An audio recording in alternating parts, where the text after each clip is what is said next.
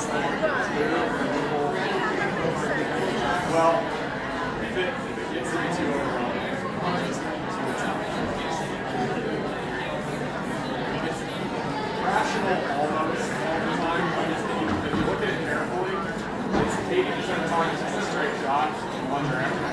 But there are a couple of just there are a couple of intervals happening where it's like they'll skip over something.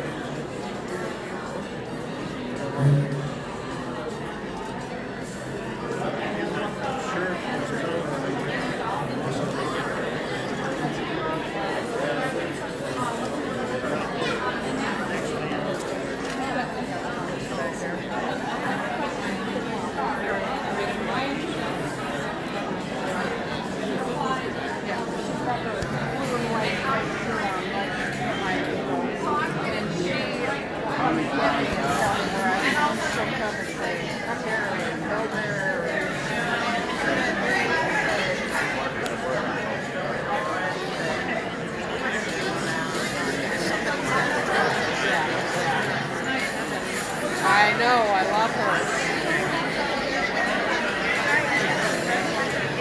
And she got us a room to talk to Holly and Marcy at that conference room that one day.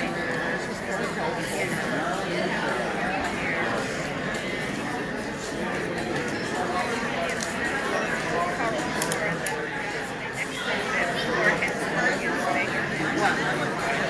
I had never heard of it.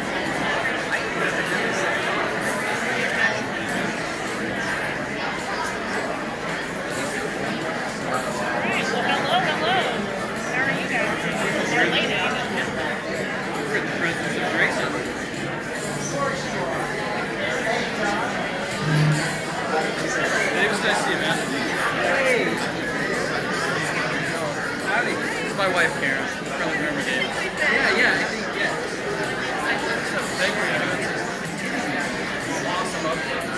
Thank you. Well, I'm really also glad that I was like, I think this will be well put up in the live stream it. So I was about to bring all my stuff and I was like, please be doing it. So finally, for once. Finally, yeah.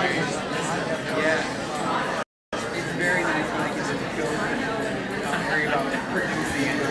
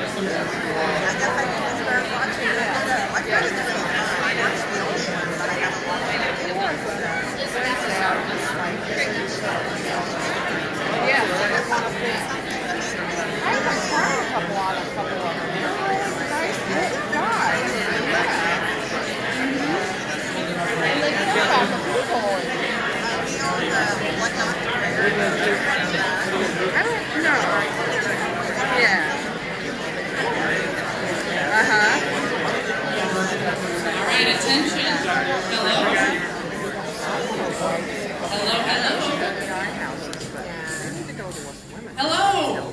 Hi. It's air conditioned. I'm Ty Edwards. I'm with Women for Kansas, and I welcome you today to our debate. We would ask that you silence your cell phones, but take pictures all you want. The restrooms are right outside the door you enter to get into the ballroom. And then I have a couple of things to let you know. So first, Women for Kansas Northeast Chapter is co-hosting this with Shawnee County Democrats and with Kansas AFL-CIO, so thank you for your co-sponsorship. I also want to thank Jolene Benham, who is interpreting in sign language for our event today, so thank you to her. We also wanted to remind you that all of the candidates, in addition to Women for Kansas and Shawnee County Democrats, would welcome your donations. So feel free to make your way around the tables, and we'll happily take your cash. League of Women Voters is here on the left. If anyone needs to register to vote.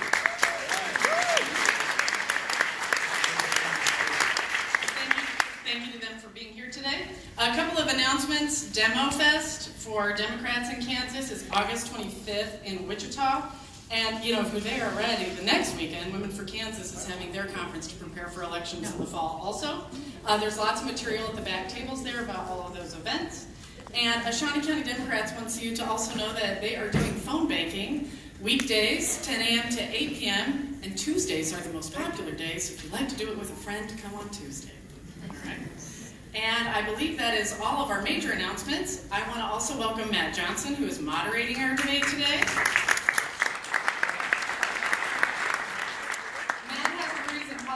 And journalism from KU. He was the opinion page editor at the Capital Journal, and he does all kinds of other writing work, including with Casey Stark. And then now I'm going to introduce our candidates, and then we are going to get right into the questions. Matt's going to tell you the format. And unfortunately, we are not going to have time for public questions in the overall forum, but all of the candidates have tables here, and you can certainly make your way around and ask them the questions that you'd like. Sound good? All right. Okay, so our candidates are, and if you would wait, because I'm doing them in alphabetical order here, Arden Anderson, Jack Bergeson, Carl Brewer, Laura Kelly, and Joshua Swati. All right, so Matt, take it away.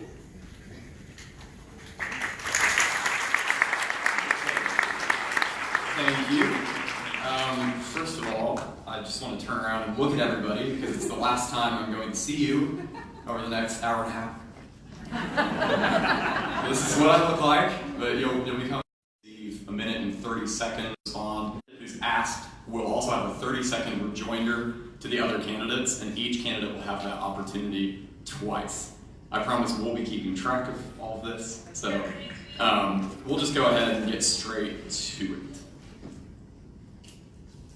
Oh, by the way, before we start, I will say, I probably speak for everybody in this room when I say it's pretty exciting to have such a robust group of candidates on the Democratic side. It's been a while since the Democrats have had a real contested primary, and that's pretty exciting.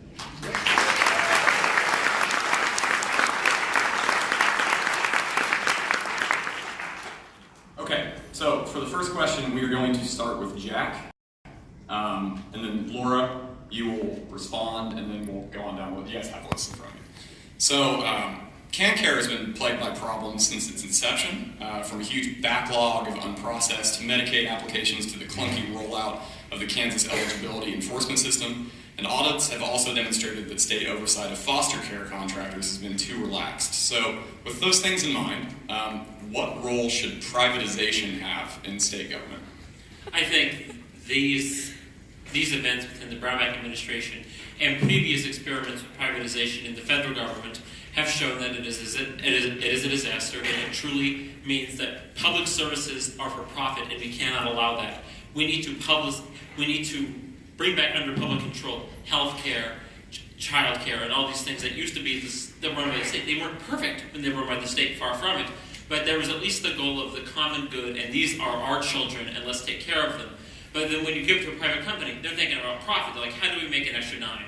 And so we really have to think about that. We really do have to bring them back under public control and create robust requirements and robust plans to make sure that we do have a functioning Medicaid system and a functioning foster care system, and to make it even better than it was. It needs to be way better than it was, and I think that's why we tried the experiment of privatization. But we cannot allow this experiment to go on any longer, and we must make sure that public agencies in Kansas work for the people of Kansas. Thank you. Laura.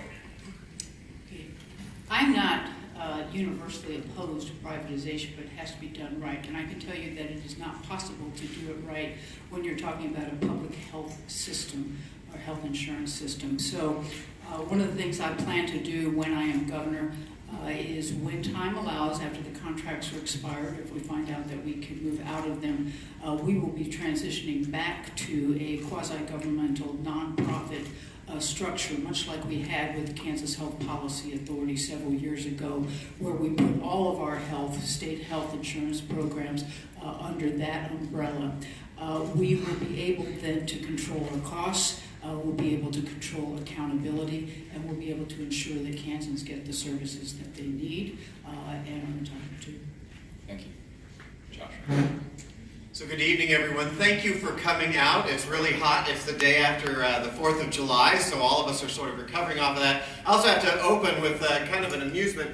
They have the Ramada Wi-Fi password up here for all of us, and I'm wondering if that's like a phone-a-friend crisis. If we suddenly don't know an answer and you see us frantically up here on our phones, we can take advantage of the Wi-Fi. But really, I appreciate you coming out. This is an important election cycle. It's very important that you understand about each of us and what we believe in and our vision for the future of the state. And I certainly take that to heart when we talk about CanCare or any sort of privatized system in the state. There are areas of our state government that work well privatized. I used to run the Department of Agriculture. Before I got there, they actually took the grain inspection portion, which had been in the state, privatized it. That office is just north of the Kansas River here in Topeka.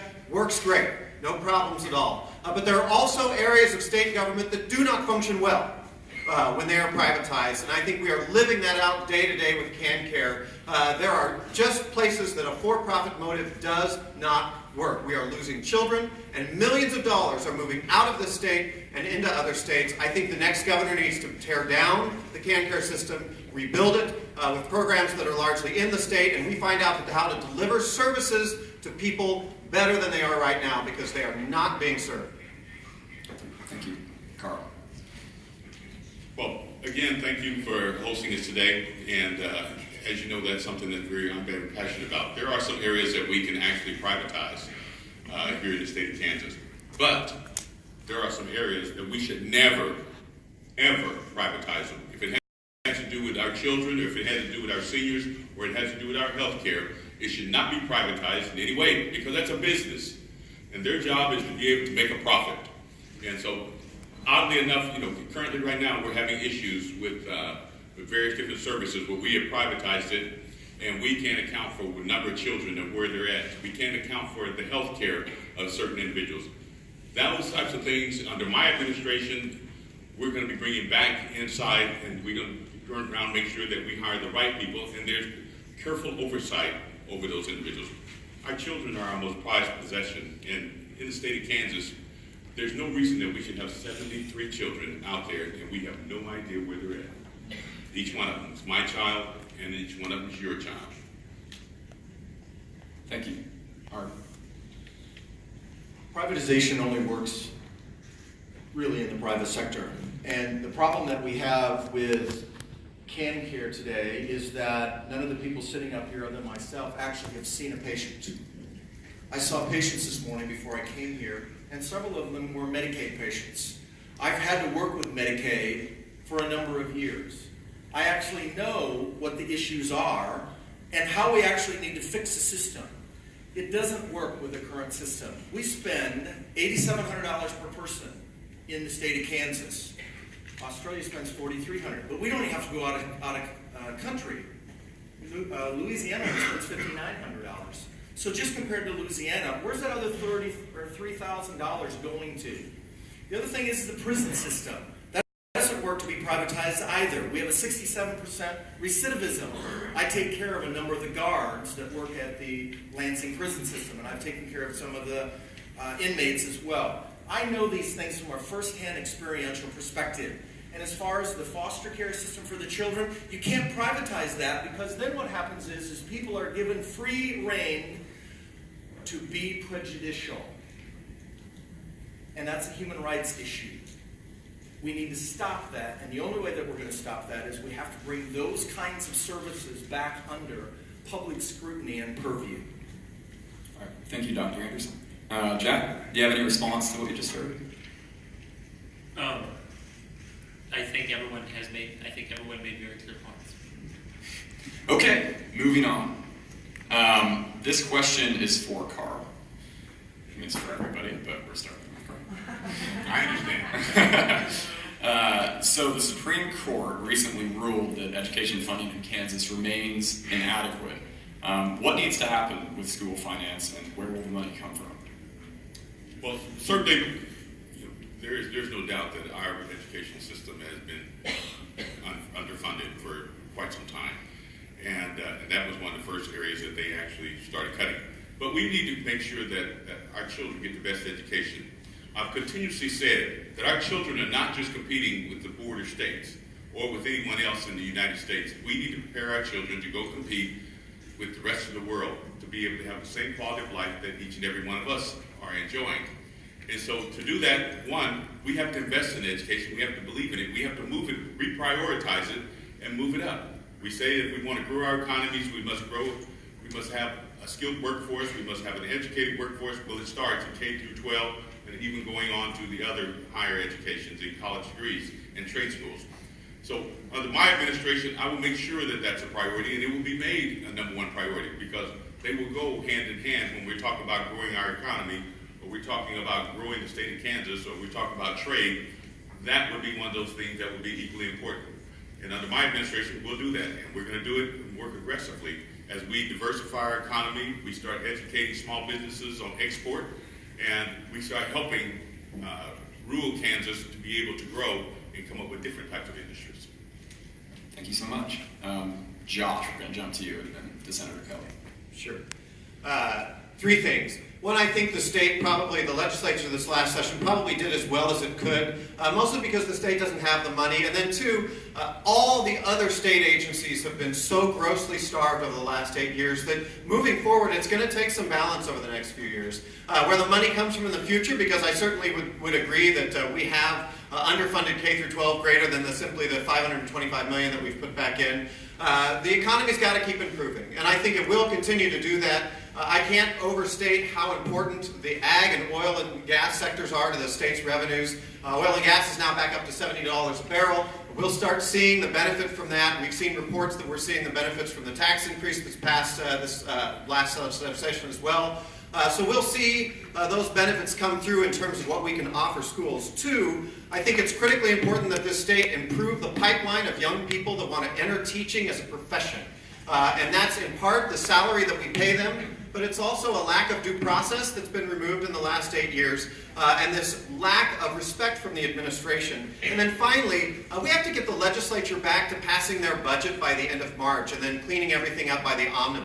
Because when the legislature doesn't do everything until the omnibus, and that comes at the end of May or end of June, it hamstrings what school districts can do in terms of the positions that they file open and request for applications, and it leaves them no time to plan for what they want to do in the next fiscal year. The state should fix that. Thank you. Yeah, clearly there's no doubt that we've been underfunding our schools for a long time. We had an opportunity as we were coming out of the recession to restore our funding to our schools. Instead, we were offered the Brownback-Collier tax experiment, which really decimated our budget and therefore decimated our schools. We have actually put about $800 and some million into schools over the past couple of years. The court has said, a nice start, but what you needed to include in that was the rate of inflation. So next year we've got to go back and deal with that, and we will. And there is money in the kitty for us to take care of that particular issue. Going forward, we need to take a comprehensive look at our education system, because it's not just our K-12 system that needs to be more robustly funded. We also need to invest heavily in early childhood education.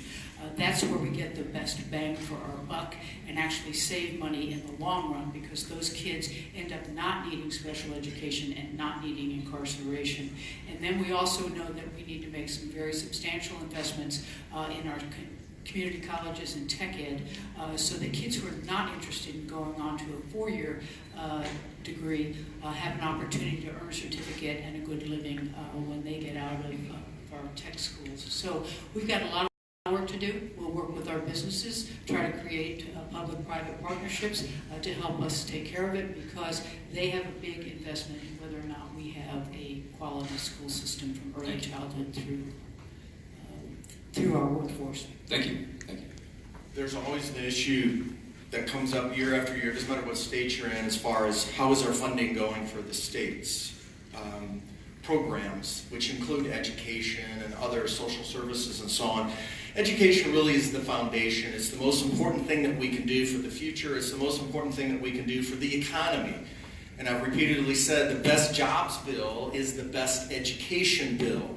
We have to fund education sufficiently, but what does that mean? What it means is we need to get more money into the classroom. If we look back into the 80s, my understanding is from the teachers that taught back then, we were spending between 60 and 65 cents out of every dollar in the classroom. Today it's down to about 53 cents. And so it's a matter of where is that money going? And the problem we have is that teachers are having to buy their own supplies. We have books that are way outdated, and so kids are not engaged, particularly if you're an English lit teacher.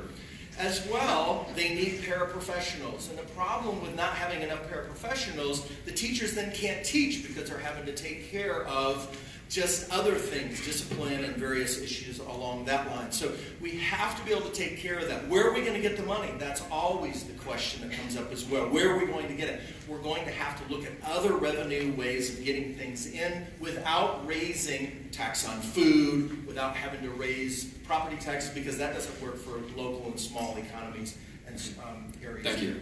Thank you. Jack? Alright, there are many things that we need to look at when we make sure that we need to make sure our schools are funded so that we make sure our children get the best education and are ready for this modern workforce.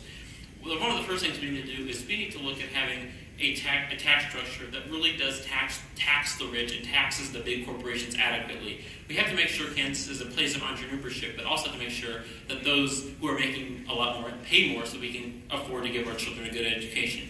We can also look into what Colorado has done and legalize marijuana and use the funds that will come from that tax stream and use that towards education. It's wildly successful. Their schools are almost, in terms of other states, their schools are having a lot more money to come in than other states. So we really need to look at those two things. And also, along with legalizing marijuana, you will also spend less money in incarceration and on patrol. So you're able to save some money there, and that money can also go into education.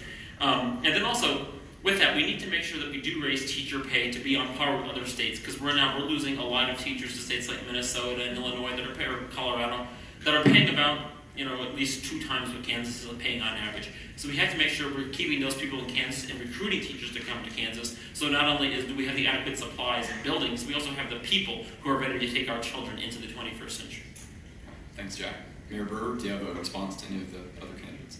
Yeah, well, what I would say is Dr. Arneson said is absolutely correct. But to take it one step farther, we've got to start thinking much larger than just trying to go from hand to mouth here in the state of Kansas. And that is, they paid the bare minimum of what it was needed for education. An independent group said we needed $1.7 to $2 billion for education. That would have just broke us even at the very bottom. There was no strategy, no plan as to what they were going to actually do for the future, for the next 5 to 10 years, as far as paying for the children's education and also providing additional funding for teachers' raises. Thank you. Thanks. And the responses are only 30 seconds, by the way. Just something to bear in mind. Okay.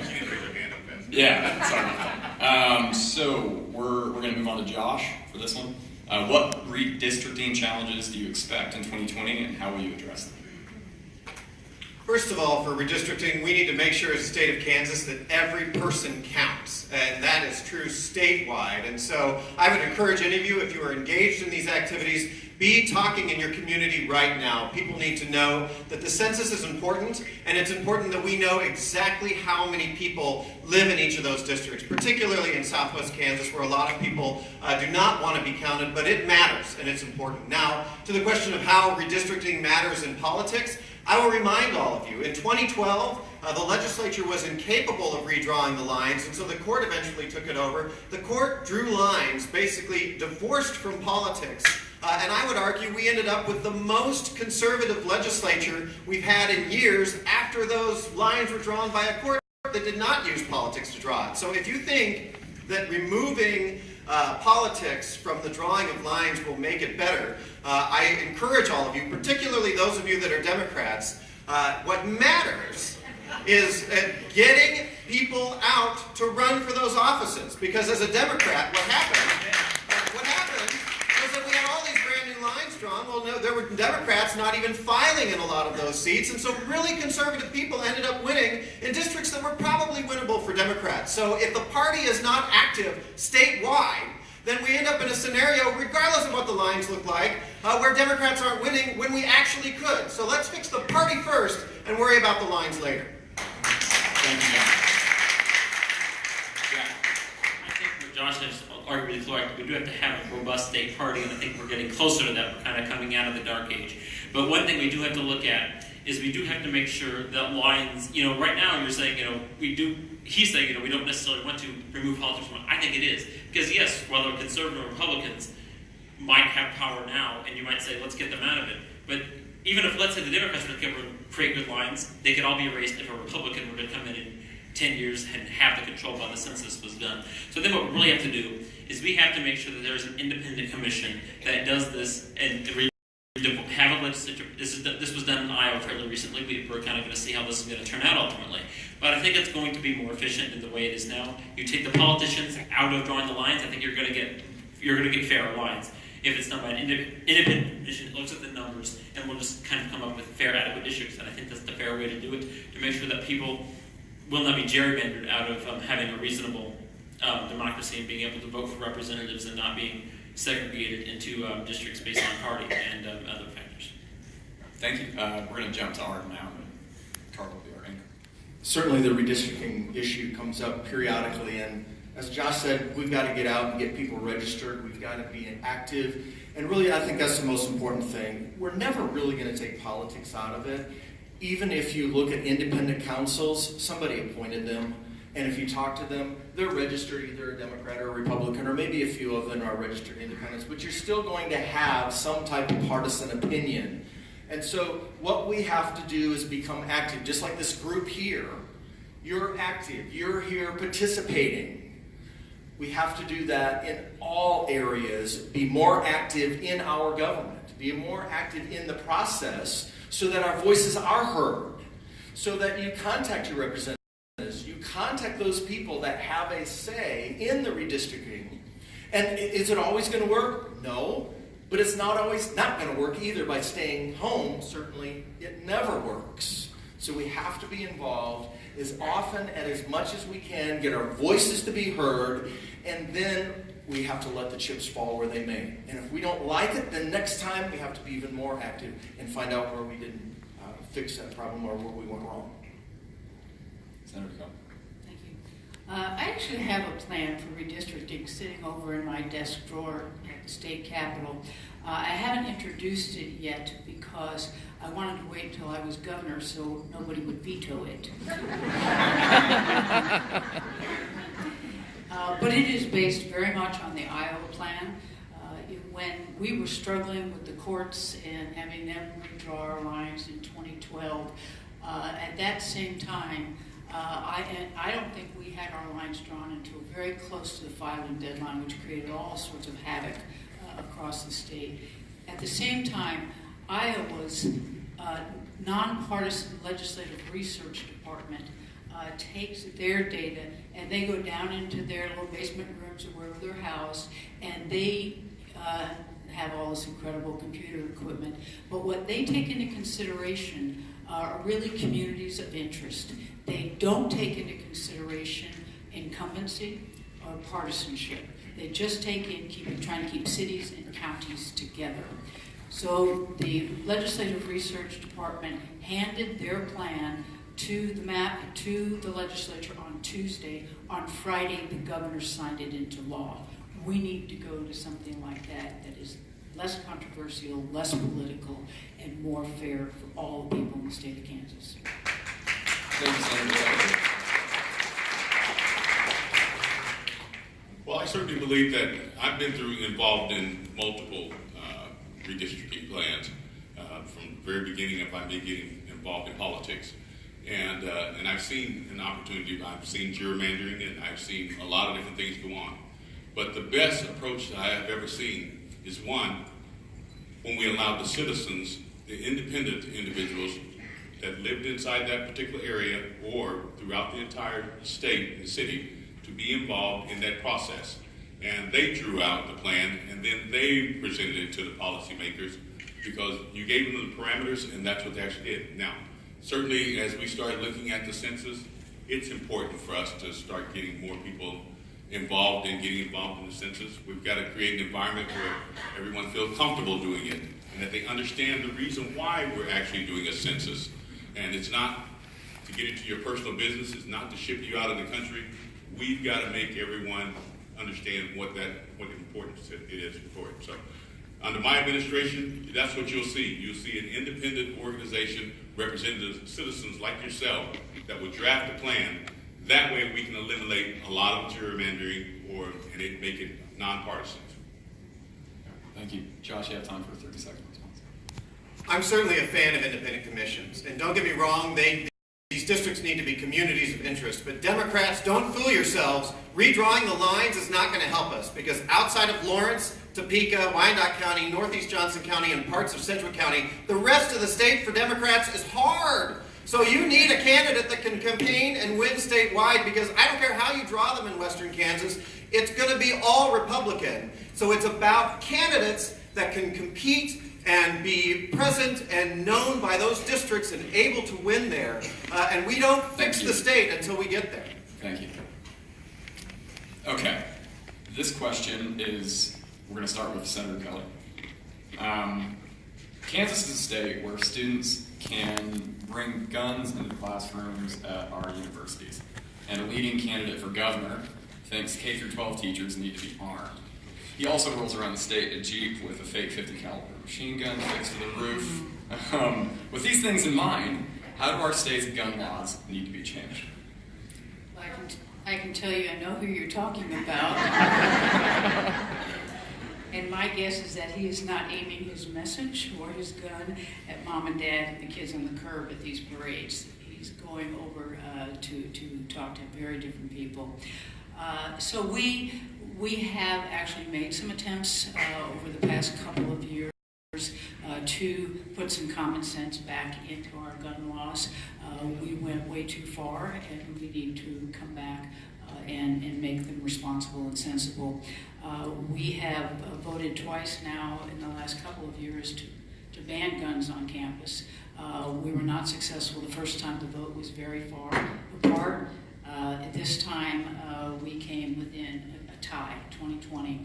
So we're getting close, and I think we have a governor in the office who will actually advocate for it, bring together the folks who have a vested interest in this, law enforcement, educators, public health, mental health folks, and have them work with us to craft a comprehensive gun sense policy. And then I'll use the office of governor to shepherd as much of that through the legislature as we can possibly get. And I do want to give a shout out to Moms Demand Action, because if it hadn't been for them, our gun laws would be even worse.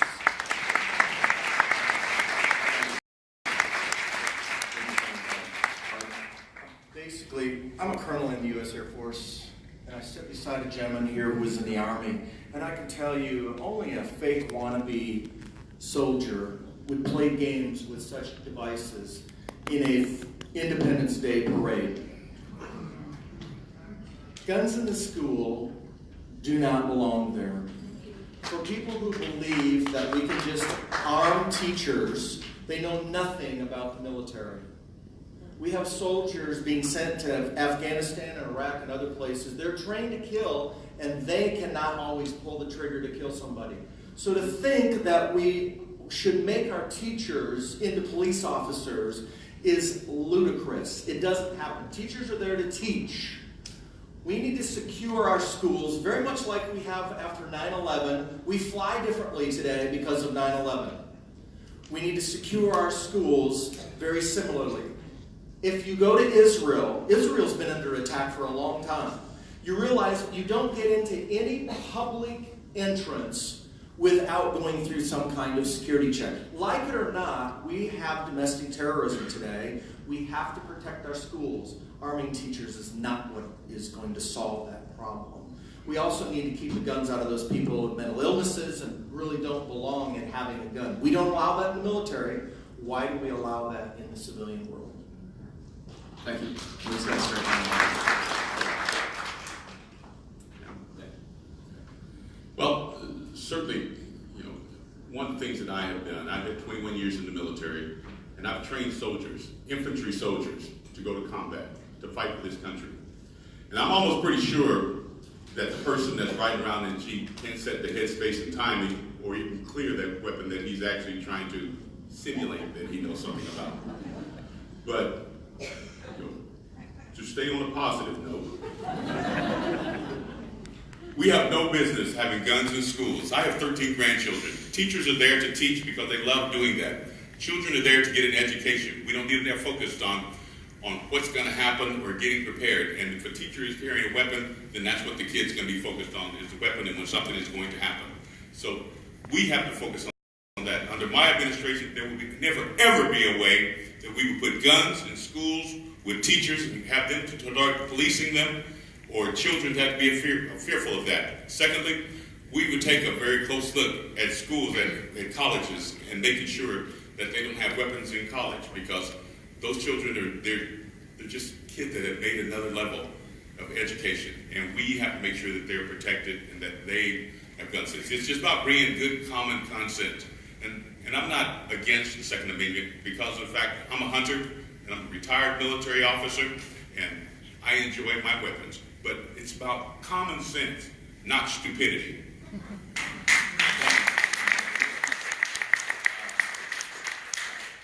All right, I'm going to start off with an unpopular opinion.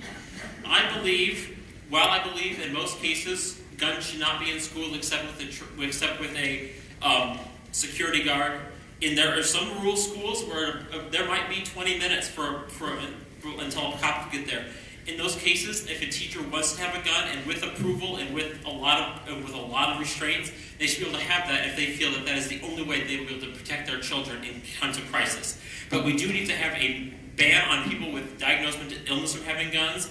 We do need to have a universal background check to make sure those that should not be having guns are not able to get them, and try to create an interstate compact so we can create a nationwide program. So that even if you go down to Oklahoma and try to buy a gun, they will still deny you, because we need to have a nationwide program. Otherwise, people will just jump state lines, and that won't be effective. Also, I'm not in favor of raising the age in order to buy a gun, but you should have to go through regulation class. You should have to go through training. That's how it used to be in this state. You'd have to go through training, and that's how you get your concealed carry license. Now they just give it to anyone. You have to go through a rigorous training class in order to have your concealed carry under my administration. Thank you. Josh? So I have 26 members of my family that are or were public school teachers, and I've said this before. My mother-in-law is a retired teacher from Shawnee Mission West, is the very last person on earth I would want to have a gun in a tight situation. And she would tell you the exact same thing. She is trained to teach. She is not trained to make those life and death decisions in tight situations. But I met with a member of law enforcement that when police officers confiscate weapons to the public, they are not allowed to destroy them. And it reminded me of just exactly how we got to this position, because I was in the legislature when we passed concealed and carry for the first time. I did it, but we required 8 hours of training, and we required individuals to gain a permit from the state, and some very reasonable restrictions that you would assume would be attached to that. And then after I left the legislature, they rolled most of those back, and she's got 30 seconds after me to rebut this, so that's fine. But Senator Kelly, you did that. You not only voted for that, you co-signed that legislation. And you talk about your experience, you have to know how impossible it is to roll this legislation back now. So you talk about voting it, but once you let it pass in Kansas, it is next to impossible to roll it back. We had sensible gun laws in this state, and they were erased in the past 8 years. And Senator Kelly, you were part and parcel of making that happen. Thank you. You know, I did vote for that and immediately recognized that we had gone way too far and have since voted to repeal it.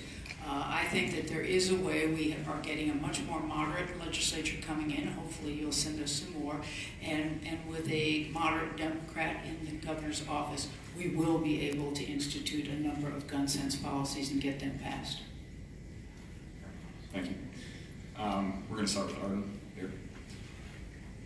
Do you think it's likely that a Medicaid expansion bill will make it through the legislature next year? If so, why will this session be any different from previous sessions? Very good question, and I think it depends upon what goes on here in the fall, and hopefully we're going to have a little bit more of a moderate organization in the legislature. And so I think with that, yes, I think there's a pretty good chance of that happening. And really, though, what we need to look at is, as I said, I'm the only one up here that actually has seen a patient. And so why does Louisiana spend $5,900 per person in Medicaid, and we spend $8,700 in Medicaid? Do you know that if we spent $5,900 in Medicaid right now, we would more than cover 150,000 additional people? If we actually overhauled that system, we would cover 380,000 people by getting it down to what Australia spends, which is about $4,300 per person. The current budget would give us that. Yes, then we definitely need to expand, because we can take that money and keep it here. Because the problem right now is 50% of that money that we're putting in leaves the state of Kansas. We need that money in our economy. It's our money. If federal or not, it's still our money, and we need to keep it here. That is the only way we're really going to turn this over. And that takes a cultural change at the top in order for that process. And you've got to have somebody who's actually seen a patient to understand how you have to change the process. Thank you, Art. We're going to move on to Mayor Brewer. Trying to make sure I get it in my correct time. You know, what we're actually looking at, and as Art said, is I also believe that with what's going on and what's happening today, more Democrats are getting involved. I think the elections are going to change a lot of things, and we'll elect more Democrats this next year. But I think more importantly, you know, I think that we can actually get it passed, and we certainly should get it passed, and we should come up with a plan to be able to do that, and how we're going to be able to fund it. But we need to come up with an alternate plan in the event that it does not happen. Not just assume it and then just say, oh, well, we thought it was going to, and then we just walk away. We have to come up with an alternate plan and being able to address that issue. And with me, that's what we're going to do. We're going to diversify our economy. As you heard Jack talk about the legalization of marijuana, and also diversifying what we actually have there. Take those dollars, apply those dollars to health care, apply them to education, apply them to teachers' pay, apply them for mental health. Take those dollars, that additional dollars, but come up with an overall plan and come up with a long-range plan as how we're going to address health care for every single citizen here in the state of Kansas. All right. Thank you, Jack. I think ultimately Medicaid expansion will pass as it has passed in the previous legislatures, and likely it will have a more democratic and more moderate legislature, even more moderate, coming in to the 2019 session. So we really have to think about what we want. You know, I think we do have to make sure there are major reforms to make sure we're getting our money's worth. But we also have to look at other plans besides just expanding. We can expand, that can cover a lot of people. But we also have to look at, I look at something called the Nevada plan, which was passed last year in the Nevada legislature, but vetoed by their Republican governor. What this plan would do is it would allow people who make too much to get Medicaid, but yet cannot afford the private insurance, to buy a public option from the government. This would make sure that most amount of people are insured until the federal government does its job and passes a national health care program like proposed by Senator Sanders. All right, thank you. Josh? This is about individuals and their need for health care. It is also about providers, namely the hospitals and senior assisted living facilities that are serving low-income individuals. 87% of the Medicaid dollars and Medicaid expansion into the state would have gone to children and seniors, and it's incumbent upon us as Democratic candidates to make sure that this state understands that, because in the Republican debates, they trot other numbers out and they continue to suggest that these are individuals that simply don't want to work and just want free health care. Even the 13% of the individuals that are not children and seniors, many of them work 30, sometimes 40 hours a week. But it's low-income jobs, it's minimum wage, and they qualify for Medicaid. And we cannot lose sight that this is also about the providers that are providing them service, and frankly, they're already doing it. They're just not being reimbursed, but they're good community citizens, and they want to make sure these people are taken care of. So this is something we should have done a long time ago. These are our tax dollars that we sent off to the federal government, and we should put this program in place for Kansas and for the providers that are providing those services for Kansans. Thank you. Senator Bell. not expanding Medicaid when we had our chance was the dumbest thing we have done in the state of Kansas ever. You know, not only does it mean that 150,000 Kansans are out there without access to health care, not only does it mean that our providers are not getting reimbursed for services and that rural hospitals have been closing or on the brink of it, it also means that we left $2.5 billion and growing every day Kansas taxpayers' dollars back in Washington, D.C. to be distributed to other states for them to take care of their people and them to grow their economies.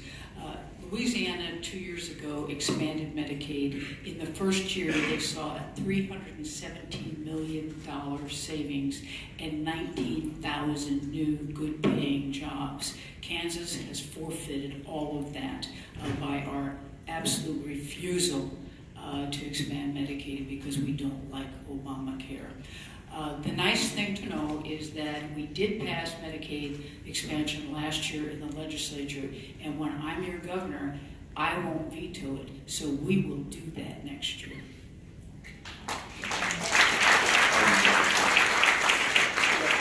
Just to reiterate further, healthcare is the #1 issue in the United States right now. It is the #1 issue. And so it's not just the Medicaid issue and the lower socioeconomic. Yes, we need to expand that. We've got to overhaul that. This system is broken. American healthcare spends 2 to 2.5 times anywhere else in the world. We rank 35th out of 195. Australia ranks #2, and they spend only $4,300. We have to overhaul the system, and only a physician, a family physician, who actually sees people, understands what's broken and what needs to be fixed and how to fix it in that system.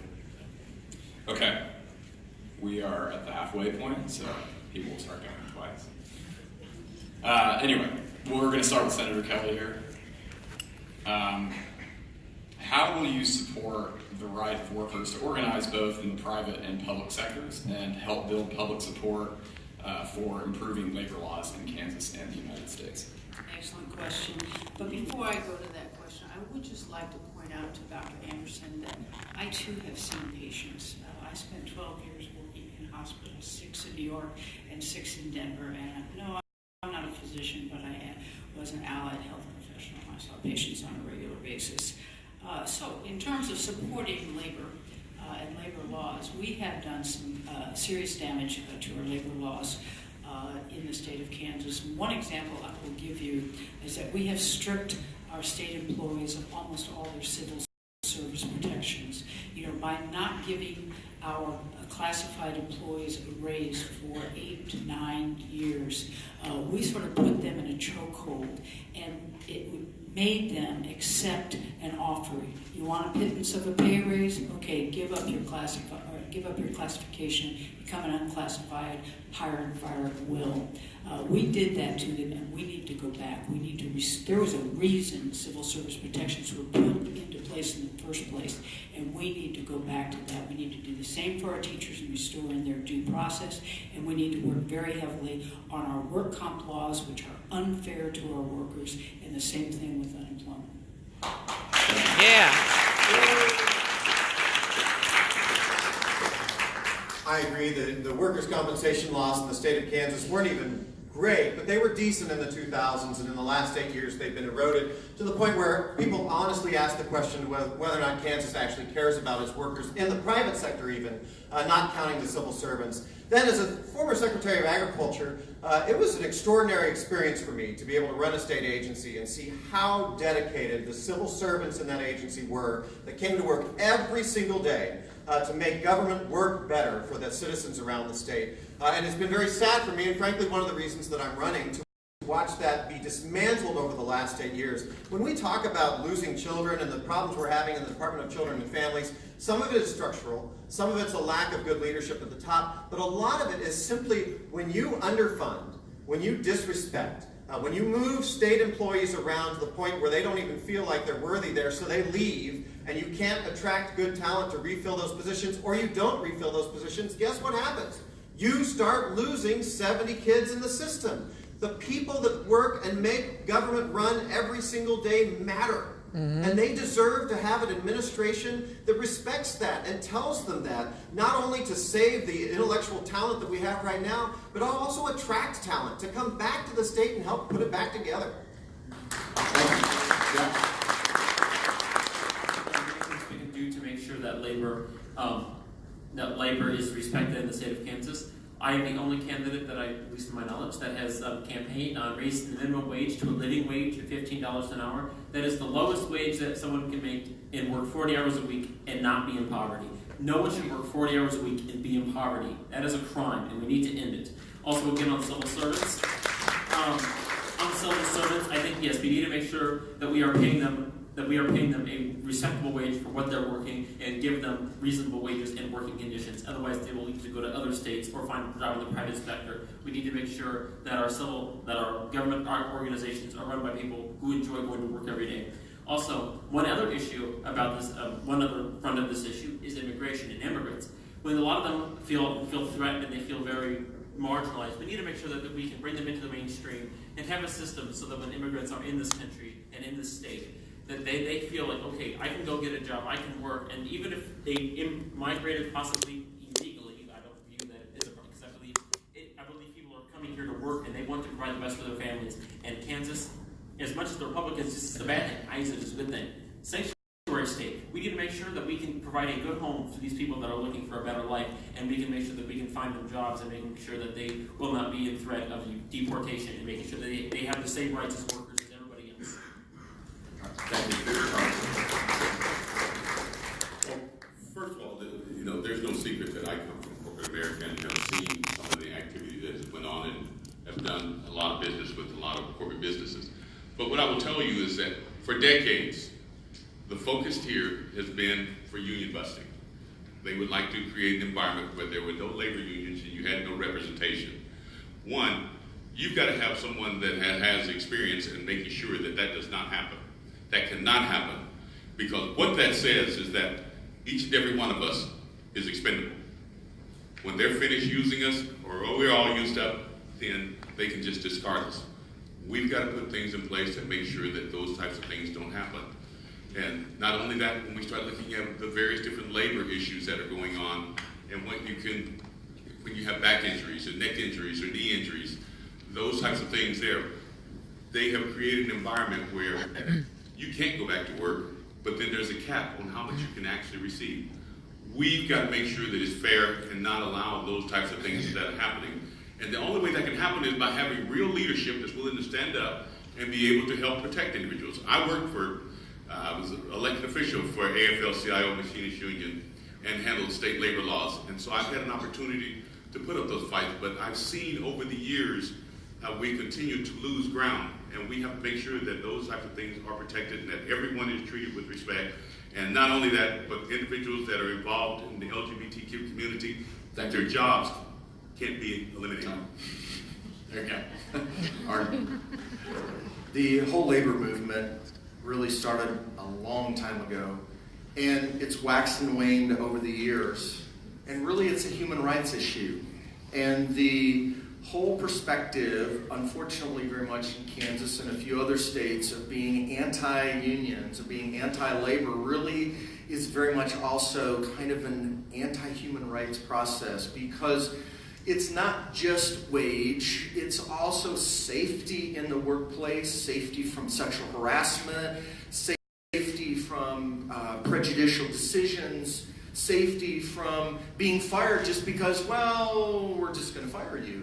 And unfortunately, what's happened as well is that a number of companies now are forcing overtime rather than hiring more workers. So we're putting people at more risk. For example, in the prison system, people are being put at risk, guards, because they're working so many hours, they're tired, rather than actually hiring more labor. And the reason they don't want to hire more labor, one, there's more strength in that. Number two, is because they don't want to have to pay benefits. So we have to have a benefit package understanding or mentality that it's not just the wages, it's also insurance coverage, it's also a retirement program.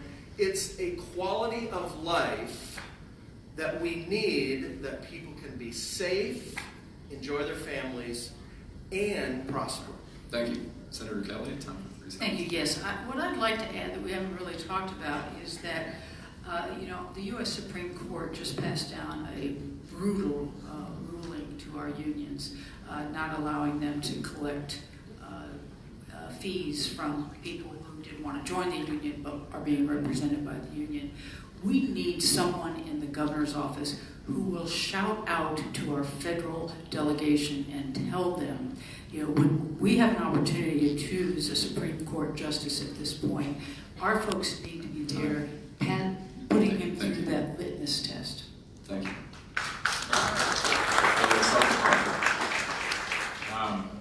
As the possibility of a trade war with China looms and commodity prices remain low, what should the state government be doing to support our agricultural industries? Well, what they should be doing is bending them backwards to support our agriculture, and that's one of the things that I have learned, with the tariff wars that are actually going on and the trade wars that the president's putting into place. Rural Kansas is very concerned about this issue, and I have seen firsthand when we had this issues going on with aluminum and steel. And so, if we can, our primary foundation is on agriculture and manufacturing, and also property tax. And so, if you destroy one of the three-legged stools that support our economics here in the state of Kansas, then certainly that could very easily put us back into the same position that we're in now. We're having a conversation on how much we're spending for schools. We won't have enough to pay for schools. And so we have to protect that. And so that means, as governor of the state of Kansas, one of the number one priorities that I will be doing is making sure that, one, our federal legislators are fully aware of what this entire economic impact is going to be, but then secondly, how important it is that they need to support us and not their own political agendas. And I will certainly do that, and then when times become difficult, then it's my job and the lieutenant governor's job to go out and beat the bushes and make sure that we can take care of trade ourselves. Okay, thank you. This is another weird one. I'm going to jump over to Senator Kelly. I've been stunned by the deafening silence coming out of the governor's office regarding this issue. There has been no communication that I know of back to our congressional delegation to tell them to stand up for Kansans. They're letting all this talk of trade and tariffs go unanswered, and I think we need to hold them accountable for that. The other thing that we're in the process of doing on my campaign now is my lieutenant governor has 30 years experience in the ag banking business, and my campaign treasurer runs an award-winning rural development program over in Allen County. And the two of them, along with Patty Clark, who's with the USDA and the Kansas Leadership Center for years, are working together to put together a comprehensive plan for rural development in the state of Kansas. A lot of what we need everywhere will help our rural communities by funding our schools, expanding Medicaid, and funding our infrastructure, getting them the 4-lane highways they need so that they can talk to and try to promote business within their own communities. We need to be doing some of that, but clearly they have some other issues like low-income housing and whatnot that need to be addressed, and we are putting together a comprehensive plan for that, and we will get to work on that as soon as we're in office. Thanks. Dr. Hanks? I think we need to have a little bit of understanding of the facts of the matter here, and that is that when I grew up in the 60s in Michigan on a small farm, I heard the same thing from my father, that, oh gee, we're worried about commodity prices and we've got to get more international marketing and so on, and so it really hasn't changed in 50 years. What we've got to do is make Kansas farmers more independent, not dependent on the federal government. And that independence, do you understand that we import 600,000 acres worth of corn into this country because American farmers are not supplying organic corn? Do you understand that we only export 15% of the corn? Only 15%. We need to diversify agriculture. That's number one. Diversify so that we don't get caught by something that the administration decides they want to play games with. Whether it's corn, whether it's soybeans, whether it's sorghum, whether it's cotton, whether it's rice, whether it's sugar, it doesn't matter. We have to make the state agriculture more independent. And that means we've got to bring some training to the table as far as what products. For example, maybe we need to have hemp. Now that's been legalized only partially now. We've got to get it out and actually make it a crop. And there are other products as well that we need to get into agriculture so that we are independent and we have a diversity, and so we're not caught with our pants down when something like the current process occurs. Thank you. Jack? Alrighty, I think one of the things we can do is we can try to stress to farmers to provide, what Adam was saying, try to provide things that the American people want and try to make sure that so that they don't have to export as much to sell their crop and maintain their income. Also, one thing we need to do is we need to legalize hemp, and I think fully, so that this is one of the things that we need to do anyway. This is really not much to do with this issue. That if we were able to legalize hemp, this is a product that is good for the environment. It is biodegradable and stuff. It's much better than oil-based plastics, and also it takes compared to some crops, relatively little water to grow. So it's good for the environment in both ways, and we can use this to replace a lot of oil-based plastics. And I think we really need to start campaigning our farmers to start growing this crop if they cannot make the money they need with the crops they're currently growing. I think that would be a great way. And also, I'm not against the idea of sending Kansas out to the world and trying to negotiate a separate deal besides what the federal government is doing. I don't know exactly how this would work legally, but I think we need to try to consider what if we could get a deal with just do a deal with China, with the state of Kansas, so we could continue to export and import at reasonable rates. Thanks. Josh? So I'm a believer in a bold future for agriculture. I served as vice president of the Land Institute based in Salina. That being said, on my own farm, and I actually grow some of the kernza, which is their principal crop that they've developed there for the Land Institute on my farm. However, my principal crops are wheat, sorghum, and I have a cow-calf operation, so beef. So this is very personal to me. Beef is the #1 ag export for the state of Kansas. Wheat, of course, is something culturally very important to the state and important in terms of receipts. And then sorghum, we produce and grow more sorghum than any other state in the country, and it is now threatened with a 179% tariff from China. And sorghum ranks so low in the pantheon of crops that the federal government's not even showing any concern about it. The state of Kansas and ag producers are open to listening to a Democrat on these issues because they're being kicked so hard by a president that doesn't seem to care or know. But that candidate, that Democrat, has to speak with conviction. They have to speak with authenticity. They have to be someone that served as Secretary of Agriculture, so that when they go into Western Kansas, they say, I trust this person, and I know that his passion and his concern is real about this, because this is a huge part of the state's economy, and we are watching it being threatened every single day by a president and apparently a Congress that is not interested in holding him in check.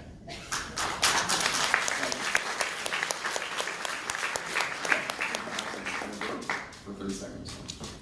Well, I think that during my time as mayor of the city of Wichita, we were having issues with beef, and China was not buying our beef. And I personally went around to different rural communities, talked with those different individuals, and then went to China and met with them to get them back on board in purchasing our beef. It's going to require, you're not going to get the president to listen to us. We know this. So that means that whoever's the governor, which I hope it's me, I'm going to get off my butt and go over to wherever they need to be able to take care of the people and the families and children in our communities. Thank you. Let's start with Jack. How should economic development incentives be used to recruit and retain businesses in Kansas? And what are a few of the most important economic initiatives that the state is currently implementing?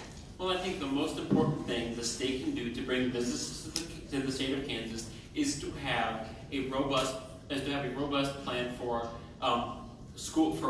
colleges and for technical schools. If we make sure that every child who has the right credentials to get into college but can't afford it, if you all of a sudden have all of them go to college, or have the people that want to go to technical school, you would see a lot more business come to Kansas because you have a lot more qualified people ready to take on those jobs.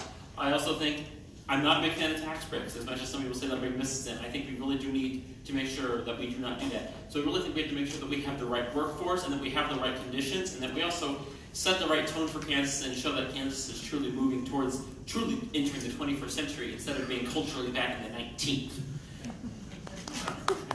All right, thank you. We're going to jump over to Dr. Anderson. Yes, as I said before, the best economic plan really is a good education plan. And one of the things that I would suggest is that we form more partnerships with businesses, particularly for internships and apprenticeships.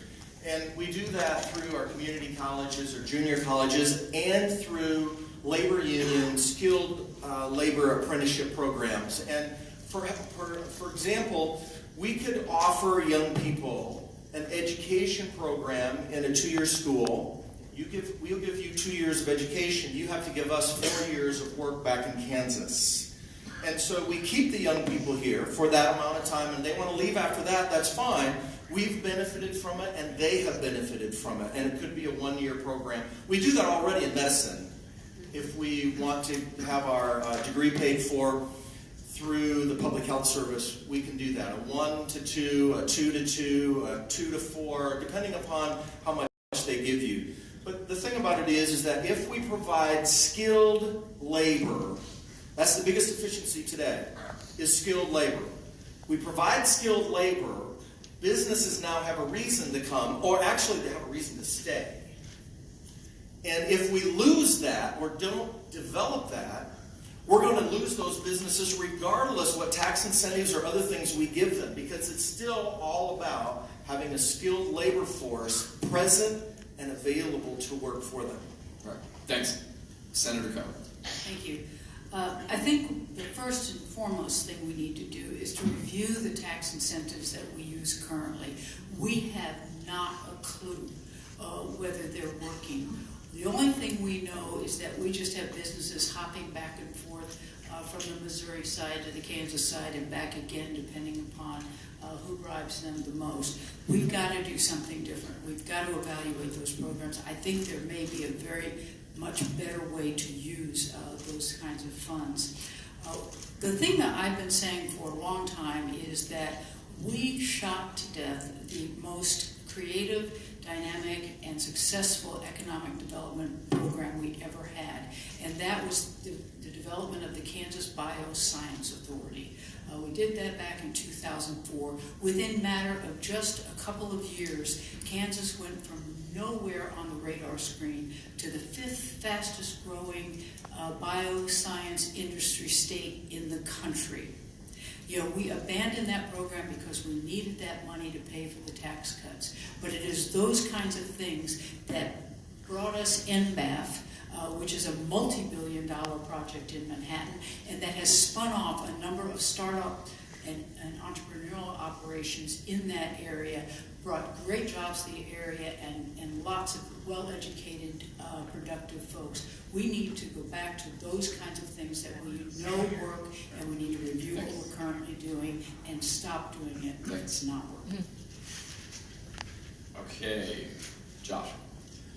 I've said starting back in last October, the best economic incentive program the state could do would be reinstating the civil protections for LGBTQ state employees, in part because it's the right thing to do, but also because when we look at why businesses are choosing to relocate and why people are choosing to relocate, they're looking for quality of life. And this state over the last 8 years has continued to put a target on our back as a state that is backward and going downhill. And until we fix that, then all of the fancy tax incentives and programs and mechanisms we can put in place cannot fix the quality of life perception that we have outside of the state of Kansas. Now, in the meantime, we do need to rethink PEAK and STAR bonds and the other programs and machinery that we use as a state to make sure that if we are using Kansas more, I think we should back and forth. And it's good for Missouri, but it's also good for both Johnson and Wyandotte counties. We just need to make sure that we actually have an economic development plan, particularly for Eastern Wyandotte County,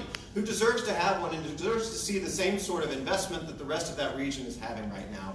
And then finally, I think that we have to invest in our higher education because as I see around the state in rural communities, the best businesses growing are usually entrepreneurial spin-offs of our region's institutions. If we're not funding our higher educational institutions, then we're not going to see those spin-offs. Thanks.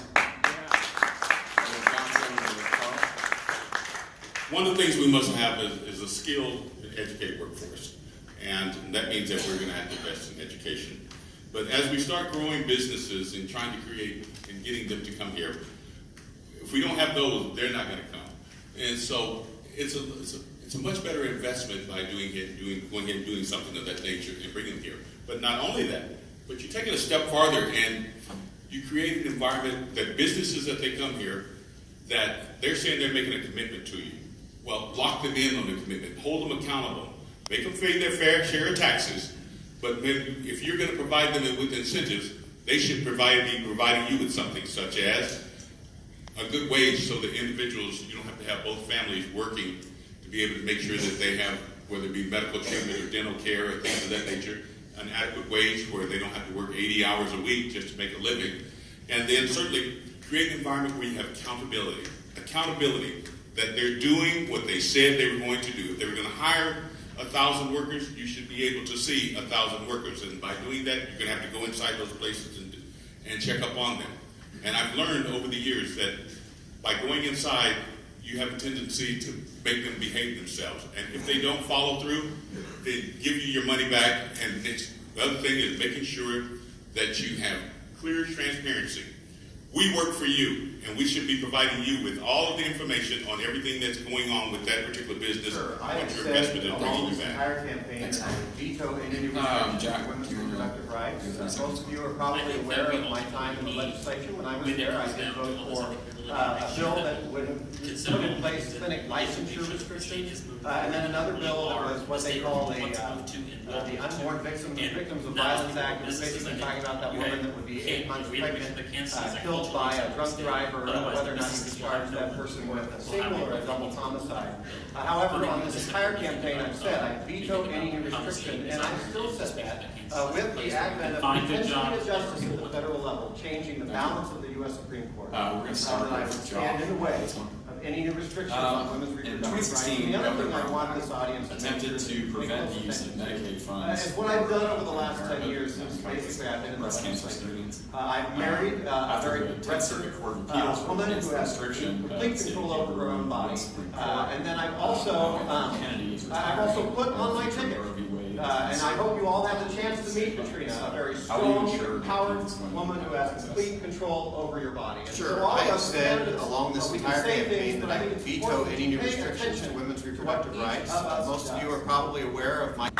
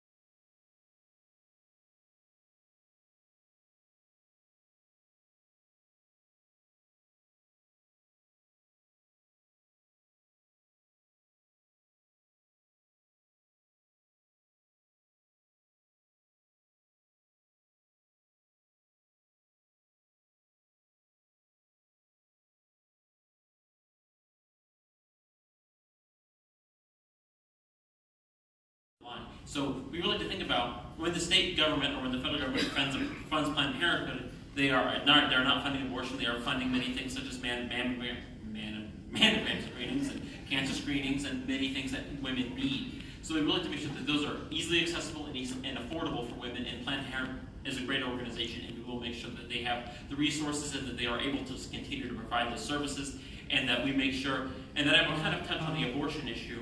I think this is an issue that is touchy for most people, and really the way I see it is we need to make sure there are as few abortions as possible. What we need to make sure is that we reform our foster care and adoption system so women are easily able to give up their child with education. So we really have to make sure that we limit the number of abortions by changing the culture of the state and making it a place where people want to have their children, even if it was an unplanned pregnancy, but also make sure that if they decide to go ahead and abortion, that it is a safe procedure and that there is no restriction on it. Thank you. Member. Well, I'm trying to find a nice way to say this, but bottom line is none of us have any damn business telling any woman what she needs to do with her body.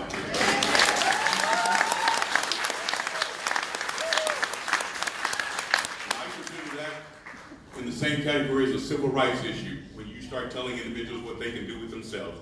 And we've seen for decades that they have not been able to get it right. We should do everything in our power to make sure that each and every person can get the health care, whether it be preventive or whether it's been extensive, that they need. And we should go out of our way to be able to do it. That's as equally important as a quality of life issue. And so I'm one of those individuals myself, and not only that, but Chris Marr over here, my lieutenant governor, we have been yesing up on this and just coming up on it today, where 2 years ago or 3 years ago, we saw it from one perspective. We have been pro-choice, and we will always be pro-choice. And if one of us is missing, we'll still have pro-choice, protecting women's rights. Well, I actually do take care of a number of women in my practice on a regular basis, and many of them, of course, are Medicaid. And I went down and I spent some time with Planned Parenthood as well, so I do know what's going on there. I do refer women to Planned Parenthood. I refer them to the local community health center, and I refer them to wherever it is that they feel they need to go, and sometimes they don't know, so I will help them as far as those decisions are being made. And I do a lot of hormone replacement therapy in my practice, bioidentical hormone replacement therapy, that is.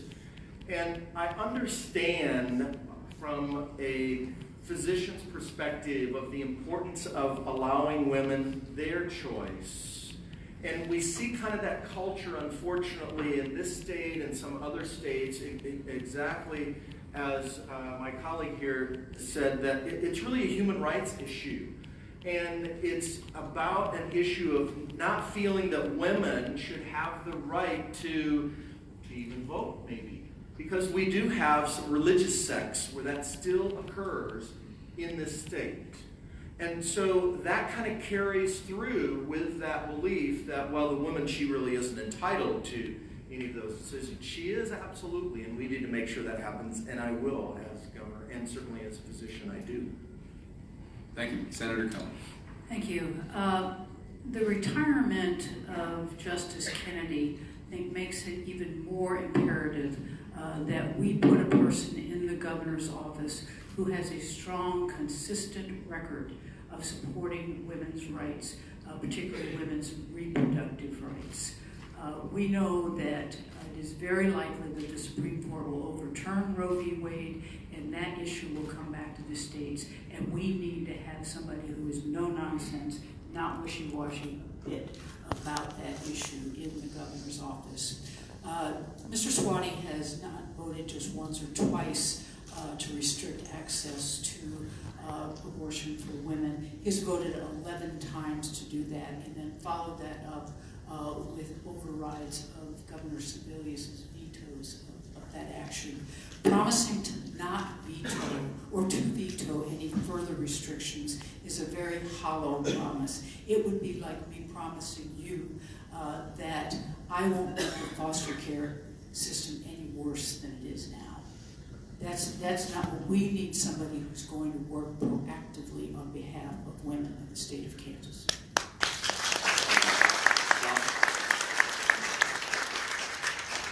Actually, Senator Kelly, it would kind of be like you saying that we have to stand up to Chris Kobach, even though you voted for his Voter Registration Safe Act, which put in place so many of the voter suppression problems we're dealing with now. And that's why I said earlier, words are words, and we're all candidates up here, and we know how to use words, but you have to look at what I am doing as a person.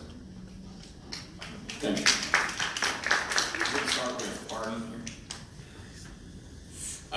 After the legislature repealed the Brownback tax cuts in the 2017 session, the state's fiscal health improved drastically. However, our reserves have been depleted. More money will be required for K-12 education. Hundreds of millions of dollars are still being swept from the state highway fund to balance the budget, and KPERS has a huge unfunded liability. So, as governor, how will you address these problems and work toward a more balanced budget? That's a very good question, and I wish I had a crystal ball here that I could say how we're going to solve all those problems. It's a problem that is not just the state of Kansas. Pretty much every state is having to ask that question. And the thing about it is we need a cultural change, because the current culture is that, well, gee, we'll just spend the money either way, and if we have a little excess, we'll give it back, and we'll just borrow more money. And that still is the majority right now in the Kansas legislature.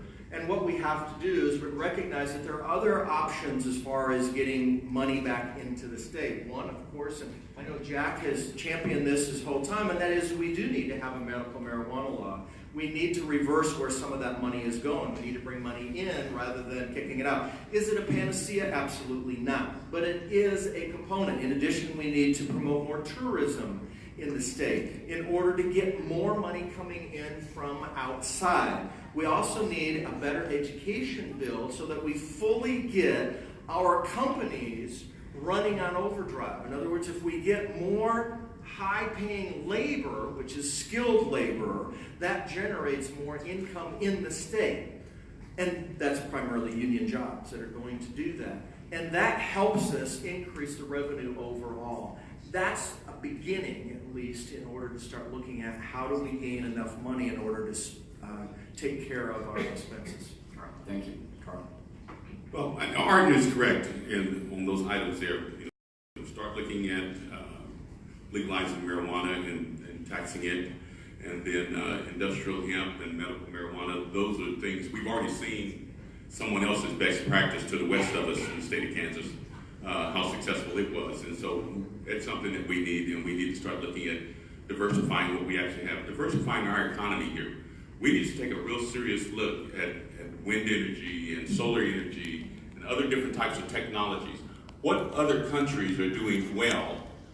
Bring those best practices here to the state of Kansas and apply them, and not be afraid of change, rather than doing what we've been doing for the past 75 years and thinking that it's going to make it better, because we know it's not, and we know that we're going to run into a recession, and every 5 to 6 years we have a recession. So we need to start diversifying what we actually have, and diversifying what in the ag industry, and start coming up with something other than just the taxing of the agriculture and manufacturing, and also the tax base, and eventually working ourselves into where we're freeing up, where we're not paying taxes on foods, and individuals can do a better job, and they can use the revenue that they have to be able to take care of their families. Does that make it? Okay, time's fair. All right, jump up, Josh. It's not just the solvency of KPERS. I'm lucky I have my two oldest kids here this evening, Jackson and Mariner, and they can wave. But Jackson, my oldest, he will be older than I am now by the time this state pays off its bonded indebtedness that's been run up in the last 8 years. That is shameful. So the next administration already knows, before we get there, that it's not going to be very fun, because any additional revenue that we bring in that was unanticipated, any money that comes in from an improving economy, is virtually spoken for, dealing with the financial mismanagement that we've had over the last 8 years. And so it's, when we look as an incoming administration, it's not just the solvency of KPERS. We have to address the chronic underfunding of state agencies across the board. Do you know that there's a 20-day waiting period on mental health services and getting into a bed at Osawatomie State Hospital? So our law enforcement officials, our individuals, our families in crisis, they have nowhere to go when they are having a family crisis. The state has to address that on top of addressing transportation, on top of addressing K through 12. The list is incredibly long, and it's going to take an administration that can work with the legislature and rally the state to fix the huge mess that we have. Thank you. Senator Cohen. Actually, we have done some things that I think will improve the solvency of CAPERS. This year, we did borrow $194 million from CAPERS to pay some bills, but we have started the process of paying that back, and we'll have that done by the end of next year. Then we just need to continue to make our employer contribution at the actual required level. But we did, several years ago, put together a system that would have us 100% solvent by 2033. So if we follow through on our pledge, we can get there, and I think we'll be okay. What we've got to do, though, in this state is start reinvesting in the kinds of things that we know are the real economic drivers. We've talked about some of them tonight. We've got to reinvest in our school system. That's the biggest economic driver in our entire state. We've got to start reinvesting in our infrastructure, whether we're talking our roads or we're talking digital. We've got to do that kind of thing. And we've got to expand Medicaid, which will not only provide the healthcare services to those folks, but it will greatly expand our economy and grow good jobs. So we've got to do these kinds of things. We've got to take a look at things like the Bioscience Authority structure and see if we can put those kinds of things back in place. And then, yes, we have got to rebrand Kansas and make this an attractive place for people to want to live, work, and play. Thanks. Now we jump all the way over to Jack. I think, yes, we have to do everything within our power to make sure that CAPERS and every other department in the state government is well accounted, has the money they need to provide what they need to. And CAPERS is especially important because, you talk about education. We want to make sure that teachers teach in Kansas, and if they don't feel that the retirement will be there for them, they will not stay in Kansas. So to make sure that CAPERS is solid. And so what we talked about, doing such things as, marijuana, hemp, increasing tourism, all these things that will help bring in more money to the state. And I think really it's just about drumming those things up, making sure that we have a more robust economy, making sure that people, and also one more thing about raising the economy is it needs to be easier to start a small business in Kansas.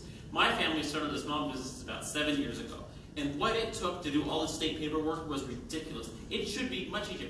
We were average people, and it took a lot of work. It should be fairly easy, because a lot of people have great ideas, and they have a concept, and they're ready to go to work, but they may not have what they need they may not be able to afford lawyers and stuff to be able to get their business off the ground. And we have to make sure that to create a Kansas economy where we will have more money at the state, we have to make sure that people are able to start their small businesses and people are able to contribute to the Kansas economy.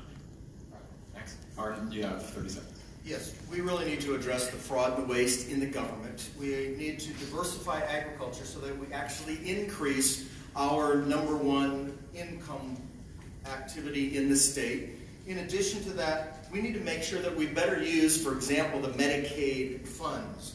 But the biggest hurdle we have to overcome is really the Senate Oversight Committee, because every one of them is paid by the insurance companies as far as their campaigns.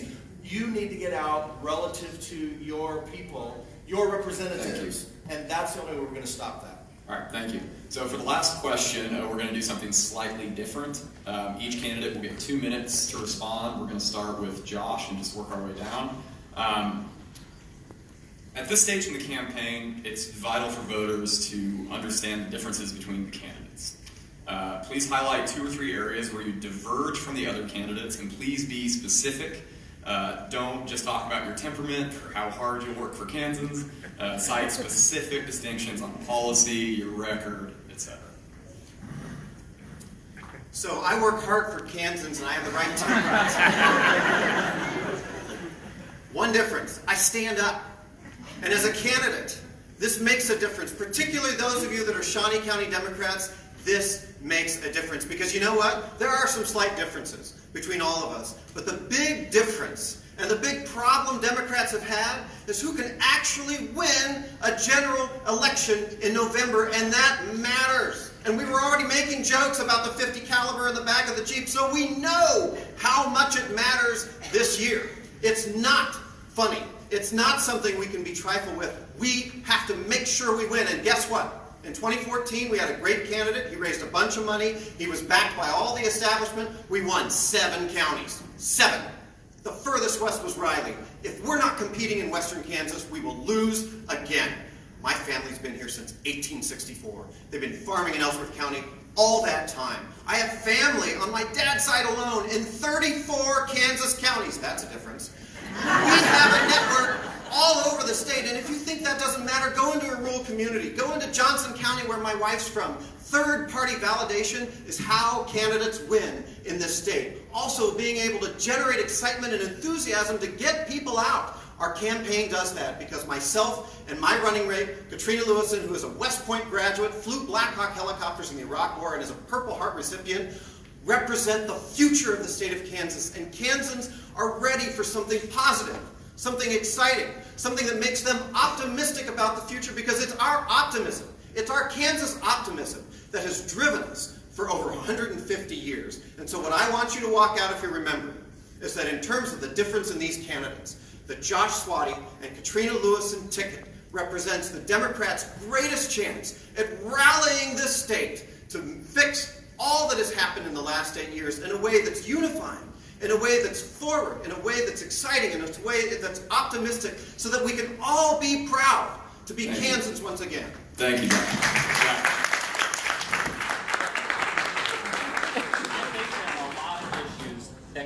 That I'm different than my other candidates, that makes me the best choice for the Democrats and for the state of Kansas. I am the only candidate that has publicly come out and said, I do not take corporate money, and I do not take donations over $500. I only take money in small amounts from working people all across the state, and so when I'm elected governor, I am only responsible to the people. I will not be responsible to the big donors and to the billionaires, and I will be, when I'm elected, the only people I respond to is all of you. Also, on the issue of marijuana, I've heard some other candidates bring it up. I was the first candidate to really bring this up as a major issue and start pounding it all across the state. And I've heard everyone that I've talked to across the state, whether it be Democrats, Republicans, or Independents, say, yes, we need that. So I really think that I was the first to come out with the issue, and I needed it, and I'm going to take credit for that. At least that was I think raising the minimum wage. I'm the only candidate that has pounded raising the minimum wage to a living wage. It is a crime that people work 40 hours a week, and yet they live in poverty. This bothers me, and it's one of the reasons why I got into this race. In my opinion, and when I'm governor, there will be no one that works 40 hours a week and lives in poverty. Not only just them, but you think about the children and what that means they go through. And we will make sure that no one has to do that in my Kansas. Also, I'm the only candidate that has a plan for eliminating the sales tax on food. Yes, others may say it, but what I do, what my administration will do, is we will eliminate the sales tax on food, but we will also create a luxury goods tax. So those at the top will pay a little bit extra for things they don't necessarily need, but that money will go to fill the hole that was being brought in by the sales tax on food, so that those who need every penny for groceries have every penny they need to provide for their families. Thank you, and I hope you vote for Jack Bergeson and Alexander Klein on August 7th. Polls are open 6 a.m. to 7 p.m. Make sure you get out and vote. Get your friends and family out to vote. It's the only way we're going to take this party and state back.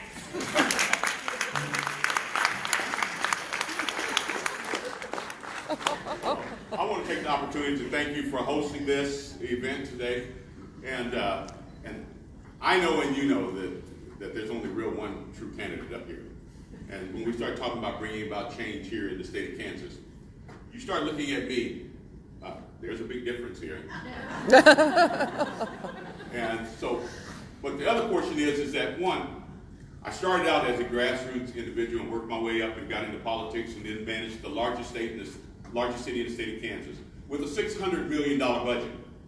I started out in the military as a private and worked my way up, went to officer candidate school, and actually worked on general staff and trained a lot of soldiers to go to combat. I can tell you anything you want to know pretty much about weapons. And then so I go to corporate America. I started out as a sheet metal assembler, just working to make sure I could take care of my family. And I had 4 children at that time, and it was extremely difficult for my wife and I. And I worked my way up to become an executive. I'm the proven example that you can start at the very bottom and you can work your way up. But as mayor of the city of Wichita, I've seen how some of the horrible, piss-poor things, legislative, that actually came down, whether it was intended or unintended, affected our families. And I was the one that was sitting there with families, whether it be in Wichita or whether it be in rural Kansas, and working with them on how to resolve this and how we're going to get through this. Each and every one of you, I have walked in your footsteps. I have felt your pain. And not everybody can tell you that because they've been doing well for themselves. The thing is you need somebody, it's about Kansas and what we can do, and we can bring about change. We must have inclusion because we don't have inclusion here in the state of Kansas. We must bring everybody together, and that's one of the things that I'm good at. And as you all know, Wichita is a very, very conservative community. I'm the only one that has a track record, a proven track record, that you can measure it and you can go count on it, that I've had a 90 percentile in bringing Republicans, Independents, and Democrats together to work in the best interest of our families and our communities. Thank you. Thank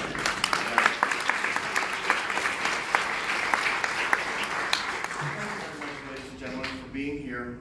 And I picked up this afternoon the Kansas Democratic Party platform. And I looked through the various different areas on that platform. And one of the reasons that I'm running is because I've practiced medicine through 4 presidents and a number of governors, and I hear all the time about how we're going to fix this and we're going to fix that. And I certainly do appreciate the mental health folks. As a family doc, I'm supposed to supervise what goes on with that and make sure that it is actually working. The family doc is the one who takes care of things. I'm the one who actually see patients in the office. And healthcare is the #1 issue in the United States today. It is something we have to overhaul. Just throwing more money at it doesn't work. We already spend more money than any other country in the world. And we have one of the poorest health outcomes of the developed world. We have to change it. And I've heard politicians cheerlead and all kinds of things, but they don't actually know medicine. That is the most important thing we have. I've also been in the classroom. I'm a former teacher. I did that before I went to medical school. Did a few things before I went to medical school at age 34. I'm also a colonel in the Air Force. I know how to bring things together. I know how to complete a mission. I also understand agriculture and how agriculture correlates to human health and how we actually solve the environmental issues, and at the same time, we increase agricultural outcome and production and profitability and soil water holding capacity. So things like the drought out here don't give us a big deal. Also, I know how to make Kansas carbon neutral in 5 years. Please see my website, anderson2018.com. You can read more about these issues. I've also published a number of books if you wish to read about that. I know how to solve these problems. Thank you very much.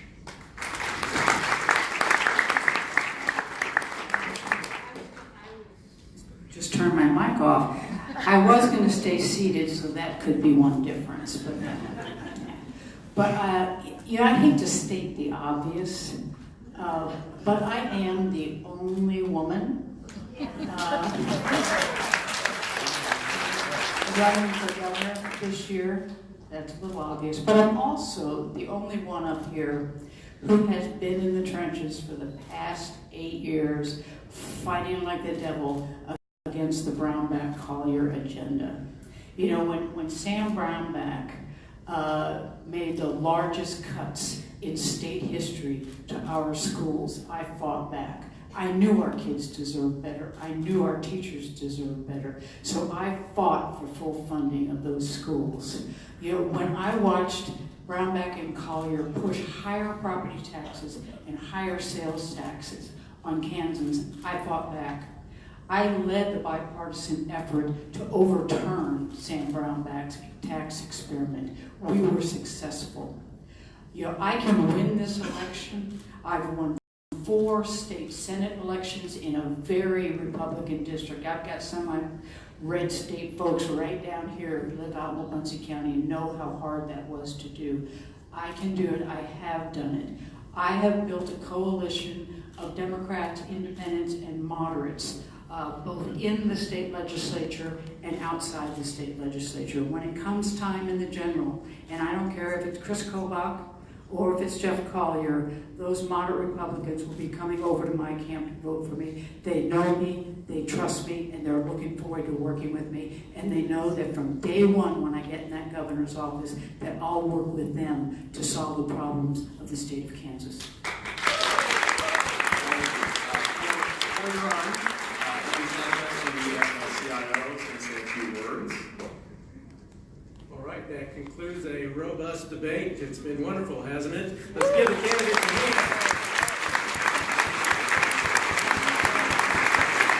Also, we want to thank our moderator, Matt Johnson.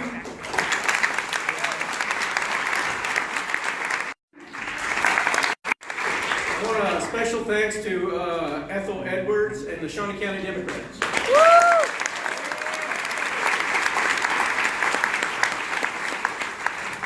We're the Kansas AFL-CIO. Thanks again, everybody, for coming.